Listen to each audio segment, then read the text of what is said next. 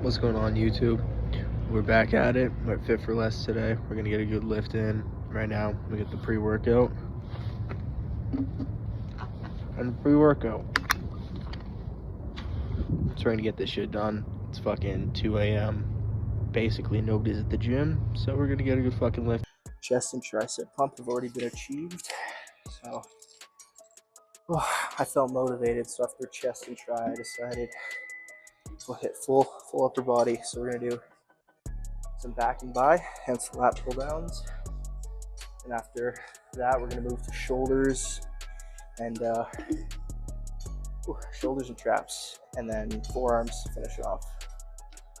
It's currently, I don't know, it's late. It's late as hell. Gym's pretty much empty.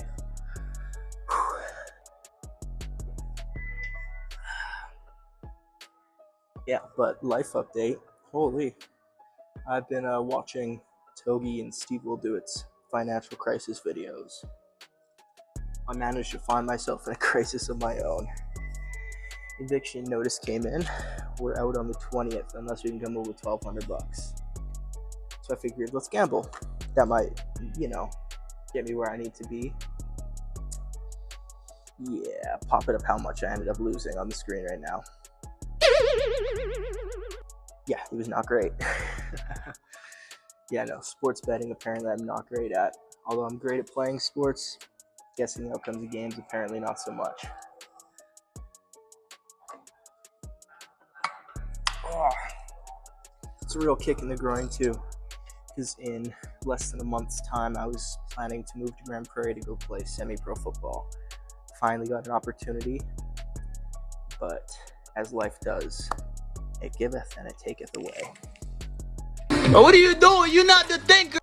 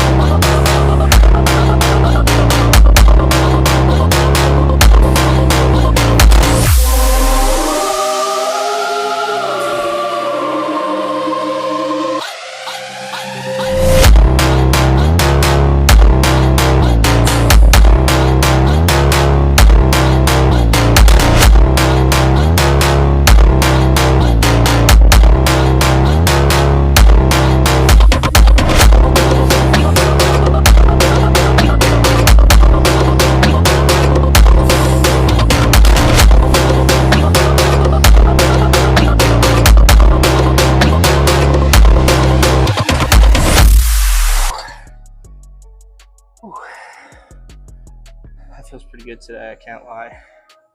Usually lat pull down feels a hell of a lot better for me, but today we're big bro guy. I might be a big bro guy.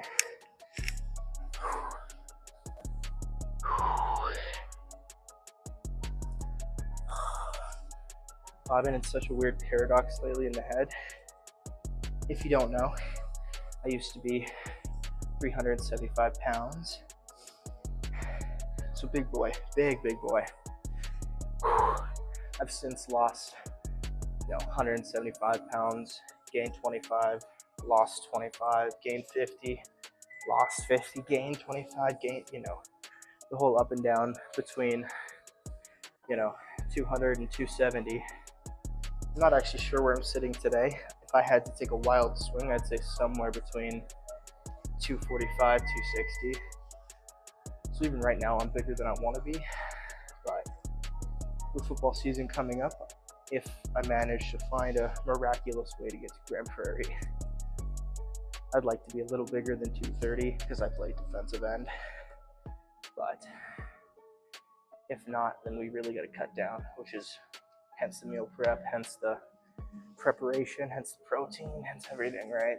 So we're trying to make preparations and roll with the punches at the same time, which are two very difficult things to maintain and do. Actually doesn't feel too bad today. I said that already, but right now the goal is to kind of roll the workout out. I started at 2 a.m. if I can lift until 5:30, I can catch a bus home instead of an Uber. I found a little trick where you can get 2 Ubers without paying for them.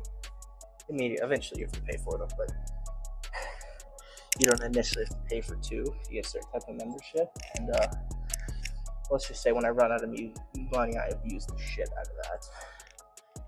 That's what my plan is right now, but if I can keep this lift going, calm little fucking 3-hour lift, 3.5. Hopefully I can take the bus home, save a little bit of bread, not make the financial crisis too much worse. But with some fucking Trend, Rad 140, MK67. I mean, you hear me?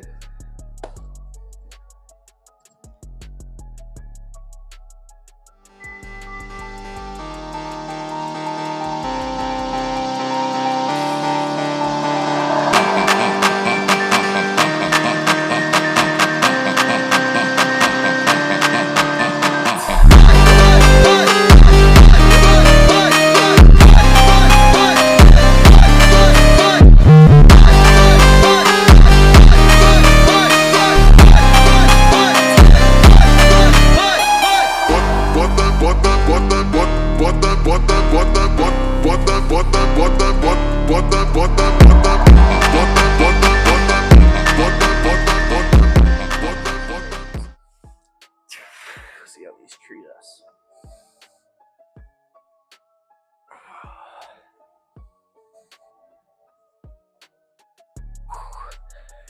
Although I post fitness content, I'm still such a gym beginner too. It's kind of crazy. Like, I don't know. All through high school, I was the kind of guy that would pop into the gym, deadlift 315, 405, because I was that body weight basically. Not 405, but 315, and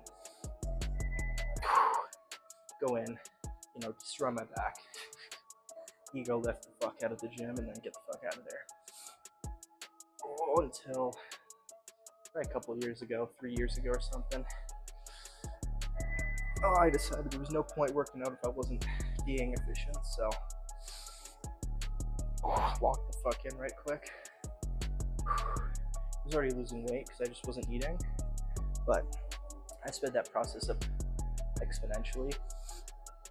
A little too much, so much so that between my 3rd and 4th year in the CJFL, I ended up losing so much weight that I was still only skilled enough to play lineman, but I was 200 pounds, so you can imagine a fucking 200-pound guy doing that ain't quite as scary as a fucking 400-pound guy sitting there doing the same, you know what I'm saying? So that's why the big emphasis has been put on weight again, put on weight again, put on weight again.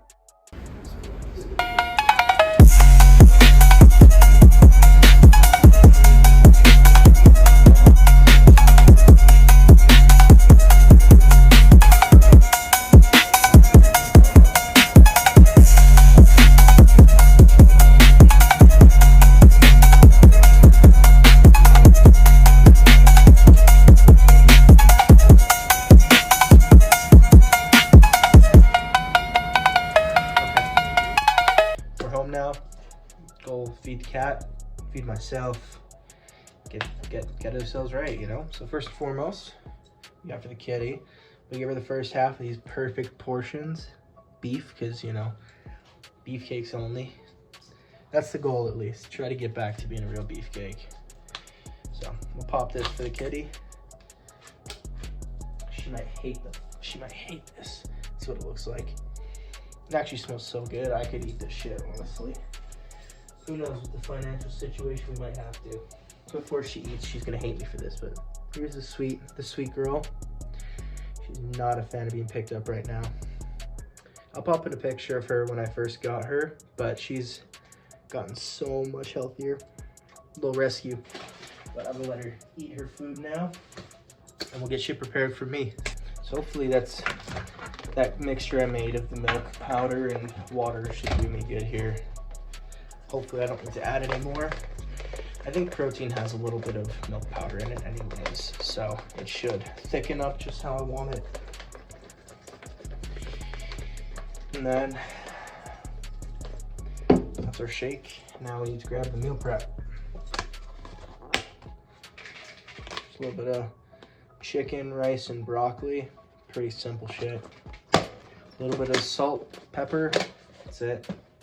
Not even on the rice and broccoli, literally just on the chicken is salt and pepper. The rest of it is plain as hell because I'm trying to cut and flavor is no good for the cut. At least that's what I've heard. I don't fucking know. To be honest, I don't really be knowing nothing. I just be doing shit, hoping it works. The only thing I know for sure is calorie deficit, you lose weight. Surplus, you gain weight. That's about what I have unlocked so far. Throughout the beginning stages of this financial crisis, I'm thinking about something a lot. I heard Andrew Tate say it first. I have no idea who actually said it first. If it was him, if it was somebody else. But the idea that everything in life that happens is your fault. Everything good in life that happens is your fault. Everything bad in your life that happens is your fault, right? So, and I mean, I believe in that 100%. Like, what you put in is what you get out of basically everything. I mean, you can't really be an athlete without that mindset. But applying that philosophy to real life is kind of a game changer for a young dude. Like, that's probably the biggest mindset change I've brought from, 17 to 22. And I mean, there's a lot of changes that have happened between then, you know what I mean? And they all stem from kind of that mindset of everything lands on me, Like, girlfriend breaks up with me, it's on me, it's my fault, Something about me wasn't good enough, Maybe I didn't lift enough weights, maybe I didn't take good enough care of my health.